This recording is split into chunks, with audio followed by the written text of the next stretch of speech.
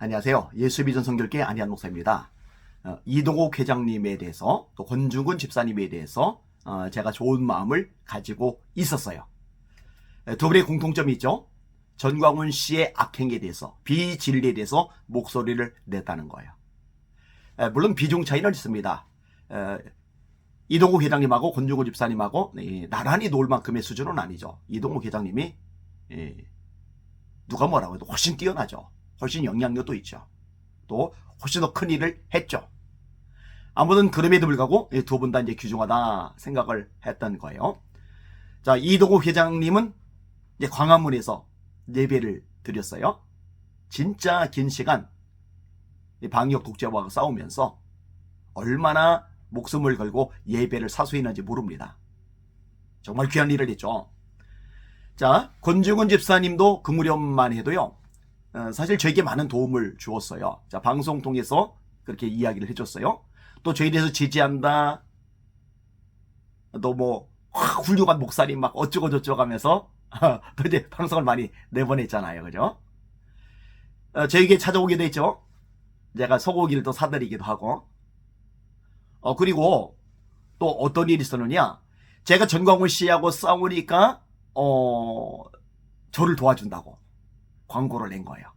변호사비가 도움이 필요하다고. 안희한 목사님 후원해 주세요.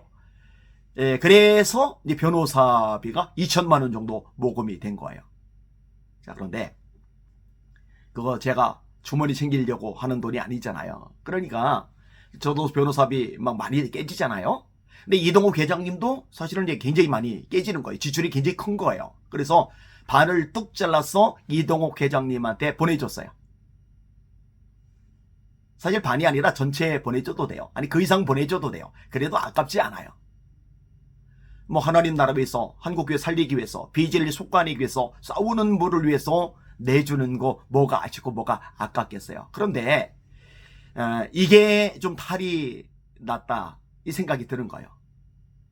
권중근 집사님이 이게 이제 못마땅했던 것 같아요.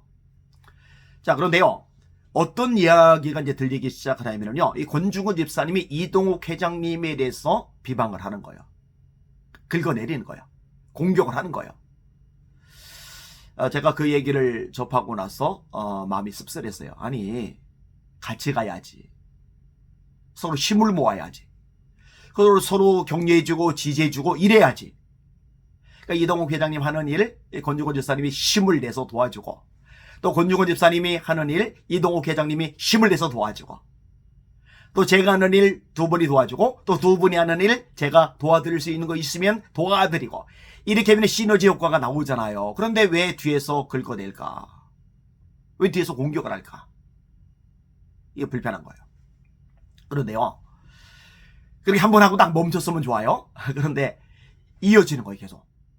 처음에는 이제 저희에 대해서는 언급을 안 했어요. 공격도 안 했어요. 목사님 꼬박꼬박 님자도 붙였어요. 근데 이 이동욱 회장님에 대해서 이게 안 좋은 얘기하는 것들이 이제 계속 제 귀에 들려오는 거예요.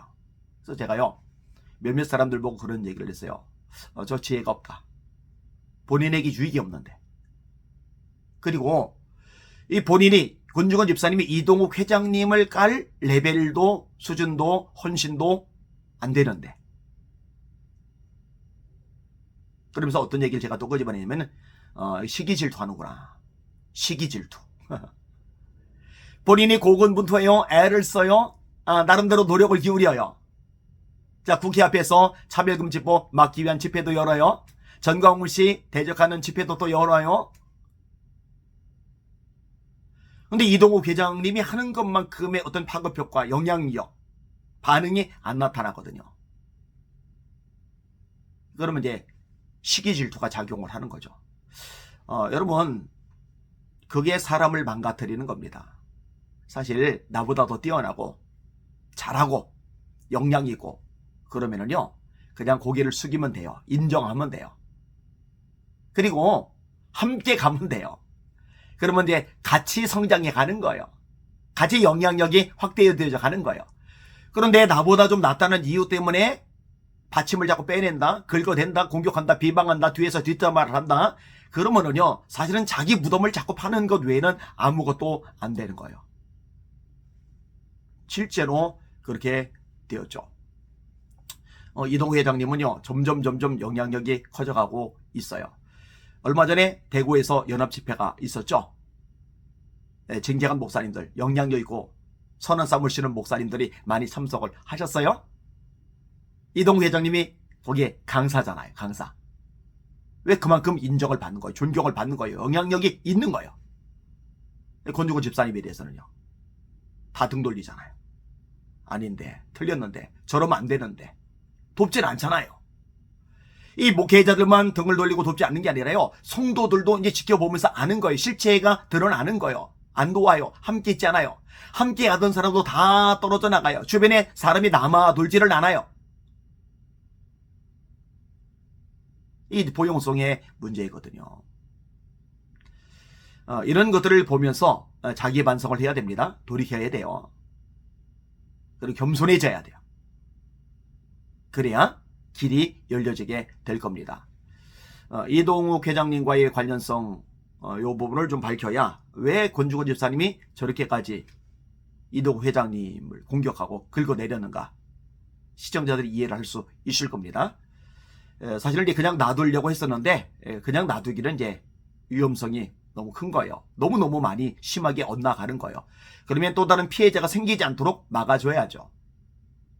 그 댓글들 중에 상당수의 댓글들이 제2의 전광훈이다. 제2의 전광훈이라고 하는데 뭐 전광훈 씨만큼의 영향력 생기지는 않을 겁니다. 그런데 성향, 기질은 비슷한 측면이 없지 않아 있어요. 그 댓글들이 틀리지만은 않다고 생각합니다. 돌이켜야죠. 여러 사람의 이야기를 들으면 경청할 수 있어야죠. 여러분, 솔로몬이요. 하나님 앞에 지혜를 달라고 기도하잖아요. 근데 그 지혜를 달라고 기도하는 대목 말고 듣는 마음을 달라고 기도하는 대목이 나와요. 그것을 하나님은 지혜라고 규정을 하시죠. 듣는 마음. 네, 권중근 집사님에게 지금 꼭 필요한 마음이라고 생각이 됩니다. 돌이키기를 원합니다. 미움만 먹고요. 분노도 없어요. 그냥 불쌍한 마음만 있어요. 안타까운 마음만 있어요. 제발 눈을 떴으면 좋겠습니다.